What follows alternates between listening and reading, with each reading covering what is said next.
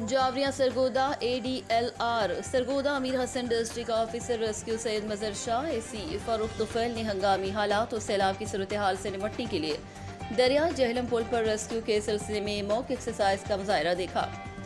Mock exercise में rescue 1122 और शहरी दिफा के अमले ने हिस्सा लिया और लोगों को सैलाब में डूबने से बचाव, जान और माल के तहफ़्फ़ुज़, जख्मियों को तिब्बी इमदाद फराहम करने, मवेशियों को बचाने के मुख्तलिफ तरीकों पर एक्सरसाइज की। इस मौके पर लाइव स्टॉक की जानिब से एक फ्लड रिलीफ कैंप और महकमा सेहत की जानिब से भी एक कैंप लगाया गया। शहरियों की एक बड़ी तादाद मॉक एक्सरसाइज देखने के लिए मौजूद थी।